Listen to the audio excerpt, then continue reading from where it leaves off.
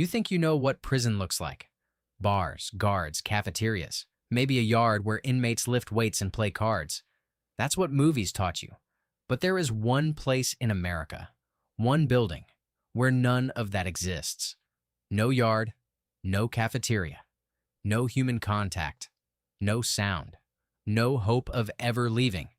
It's called ADX Florence, and the United States government would very much prefer you didn't think too hard about what happens inside. Because ADX Florence isn't just the most secure prison ever built, it's a machine, designed not just to hold the human body, but to erase the human mind. And today, we're going inside. When most Americans think maximum security prison, they think Alcatraz, The Rock, that dramatic island in San Francisco Bay, Clint Eastwood, dramatic escape attempts, almost romantic. Or maybe they think of some grim state penitentiary, overcrowded, violent, dangerous. ADX Florence is none of those things. It sits quietly in the high desert of Colorado, 100 miles south of Denver. No island, no dramatic geography, just flat, dry, empty land stretching in every direction under a massive sky. From the outside, it looks almost boring. Low buildings, fences, surveillance cameras. That's it, no signs, no drama, no indication whatsoever that inside those walls sit some of the most dangerous humans on the planet. Terrorists, cartel bosses, serial killers, spies, in conditions so extreme that the United Nations has formally questioned whether they constitute torture.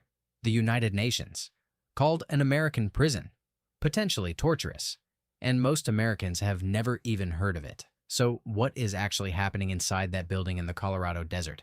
Let's do this the way it really happens. You've just arrived at ADX Florence. You are strip-searched, photographed, processed in near silence by guards who have been trained to speak to you as little as possible. Human interaction is not part of your life here. It will never be part of your life here again. You are walked through a series of doors, each one controlled remotely, each one closing completely before the next one opens.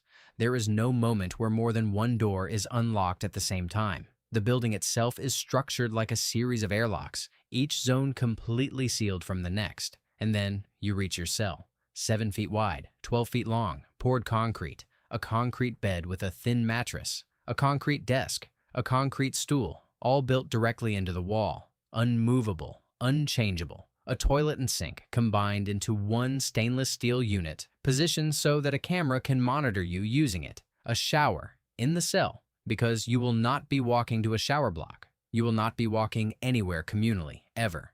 A small window, 4 inches wide, angled specifically so that you can see only a small patch of sky. Not the ground, not any other building, not another human being, just sky.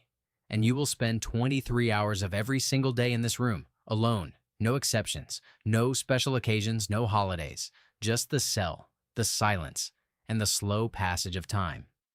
ADX Florence opened in 1994. It was built specifically because the U.S. federal prison system had a problem. Inmates in maximum security facilities were still managing to communicate, still managing to organize, still managing to order hits on witnesses, coordinate criminal activity, influence the outside world from behind bars. So, the government built a place where that would be physically impossible.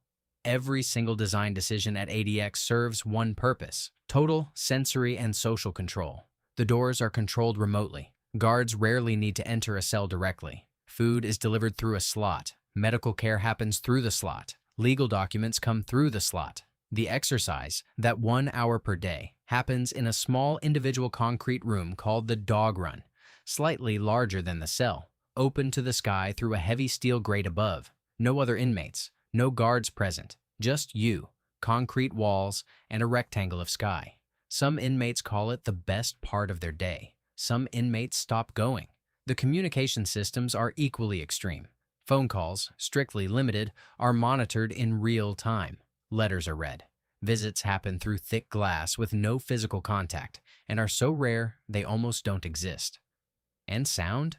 ADX Florence is almost perfectly silent. The concrete absorbs everything. There is no ambient noise, no distant traffic, no voices carrying down hallways. In a normal prison, sound is constant, a living reminder that other humans exist. At ADX, nothing. Former inmates describe the silence as the hardest thing to survive, harder than the isolation, harder than the monotony. The silence gets inside your head, and it stays there. It becomes its own presence, its own weight. The human mind was not designed for this. Solitary confinement research, across dozens of peer-reviewed studies, consistently shows that prolonged isolation produces symptoms almost identical to psychosis, hallucinations, paranoia, severe depression, cognitive deterioration. At ADX Florence, some inmates have spent decades in these conditions. So how do they survive? Some don't. The suicide rate at ADX is significantly higher than at any other federal facility. But those who do develop extraordinary internal worlds.